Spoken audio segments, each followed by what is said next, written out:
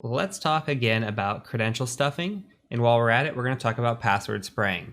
Now, I realize we talked about this earlier in the course with breach parse and we leak info, but I do think that hammering concepts over and over and how important they are does help for information retention.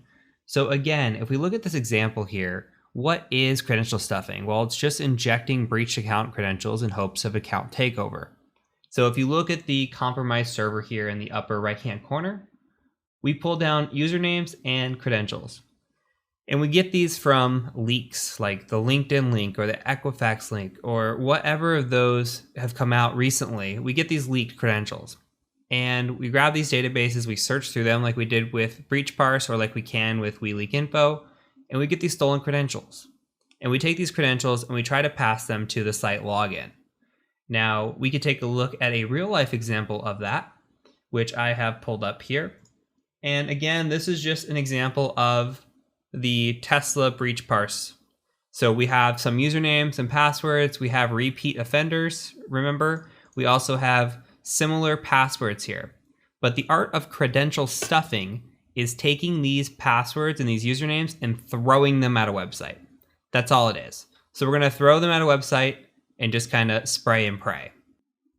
Now, I just gone ahead and opened up this same Tesla-master. I've only opened up the users and the passwords just for an example of spraying.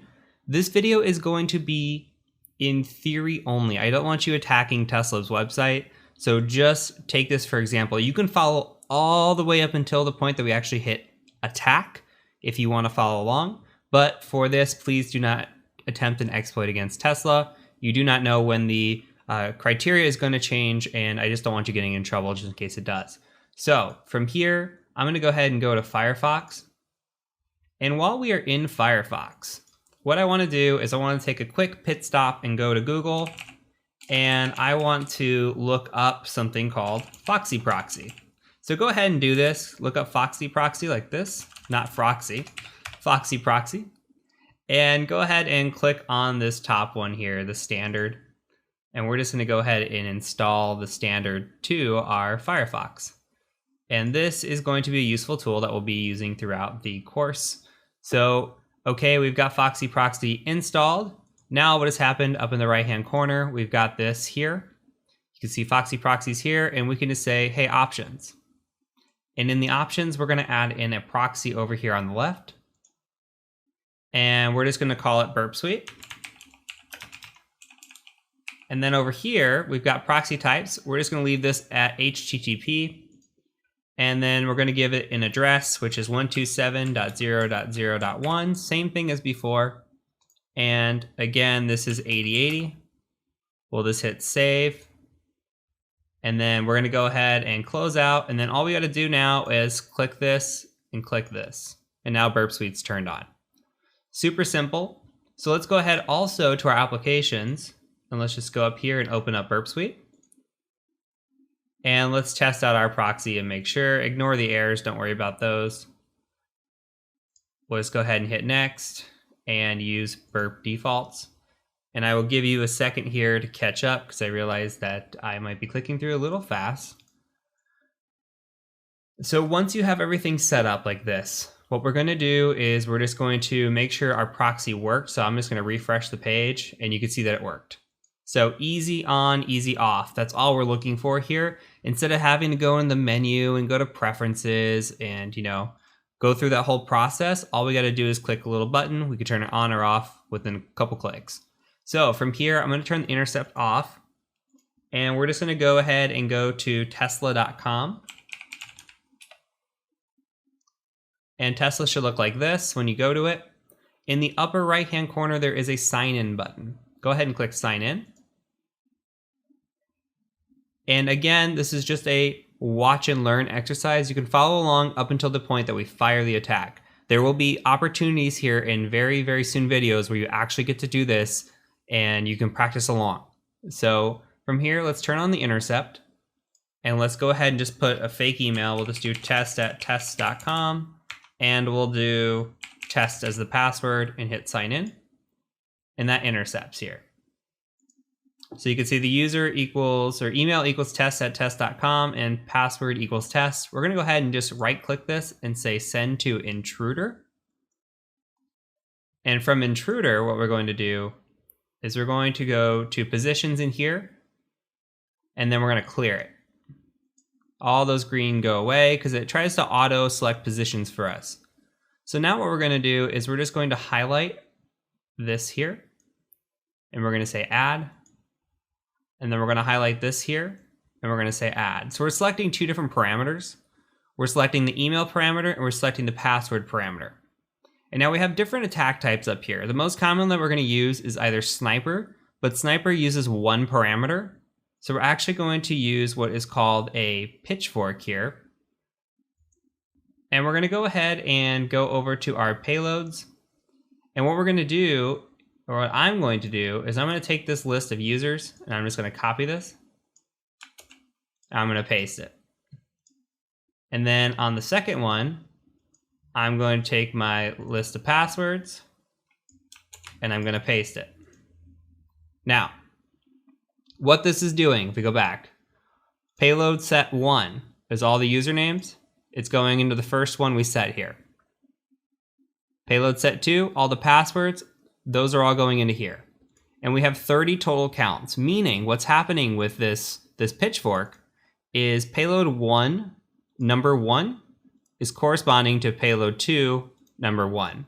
So they only run together. So this will run the username and password. These are just the separated users and passwords. This will run this username against this password here. So what we're going to do is just we start an attack, and it just says, hey, this is a demo version of intruder because you're on community. Don't worry about that. It still runs. It's just a little slower. I'm going to go ahead and hit pause on the attack. Now, there are some interesting things that we can look for. When we're doing this, what we're looking for is a status code change of some sort. Maybe we see 200s here and we want like a 301, which means a redirect. Or we see a significant change in length. That would be a good indicator that maybe we had a successful login. Other items too is that we can click in here and look at the response. And we can say, okay, what did the response say? And if we scroll down, maybe it said something in here about fail login. Okay, we could not sign you in. And we could just take we could not sign you in like this, copy this, and then we can come back. We'll close this attack.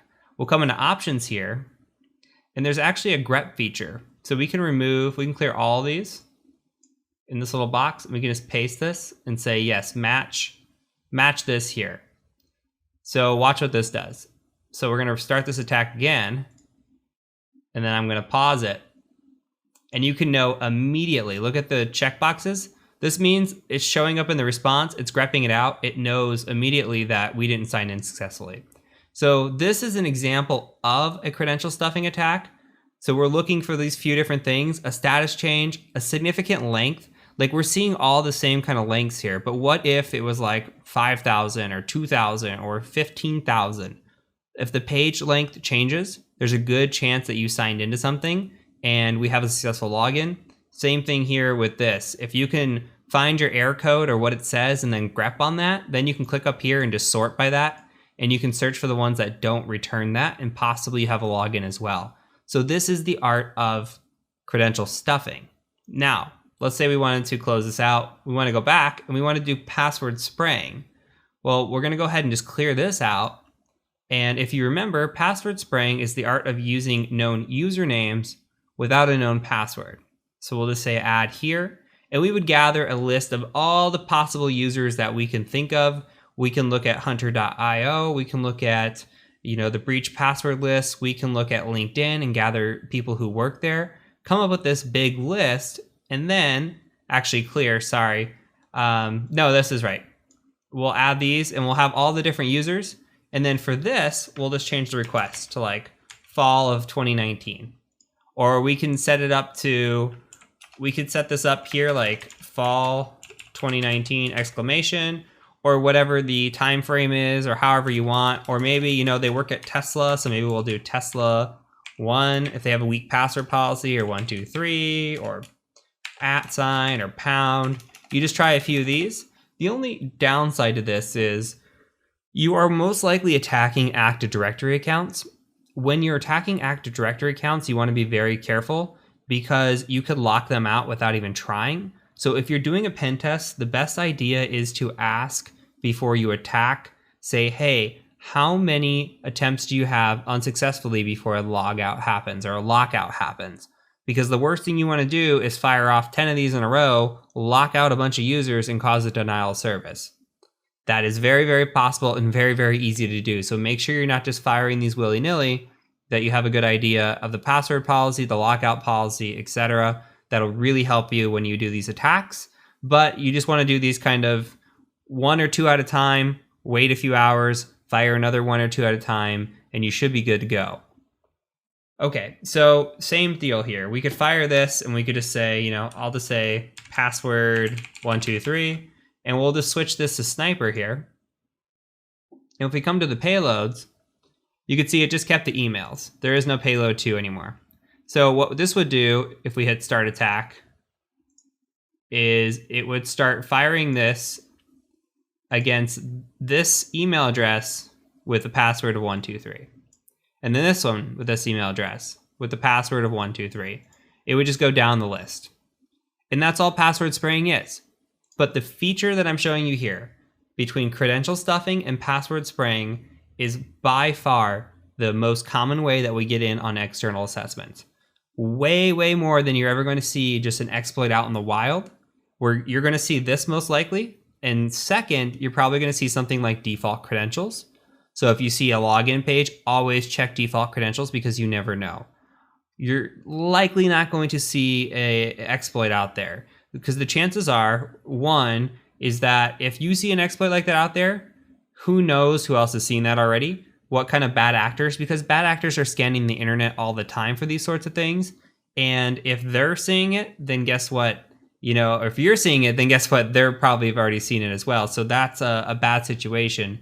Two, you got to think of protection. And clients, just think of clients like a house. When you talk about the external of your house, your external, your doors have really good locks on them. You might have 2 locks on your door. You might have good lighting, all this other stuff, right? Like to try to keep bad guys out. But on the inside, some of your doors probably don't even lock. And that's really how you can treat an external assessment. The clients do a really good job of, buffing up their external. But when it comes to the internal, it's not usually as good. So same thing with physical assessments as well. You gotta get inside. Once you're inside, it's kind of easy breezy for the most part. So take that lesson away. If anything you take from the course, again, at least for the external side, take away that enumeration and information gathering is super important because you want to get to this stage here where you are doing these credential stuffing attacks, and you can use Burp Suite for it. This is my favorite go-to. There's other methods as well, but it's so easy just to grab any different website and just, intercept the proxy, send it to intruder, make one modification and fire it off. So super, super simple. This is something you will come up in an interview as well. So make sure you're very aware of it and make sure you watch this again if you need to understand the concepts. So from here, we're going to go ahead and take a quick look at our notes in the next video, just kind of where I want you to be with your notes. And then we're going to get into what I call that mid-course capstone, where I'm going to show you a bunch of different hacks and just my thought process and theories and thinking when I go into a scan and looking at results. And just so you can kind of get into the mind of an attacker and how we think. And then we'll start moving on to exploit development and my favorite, the Active Directory exploitation. So I look forward to seeing you in the next video.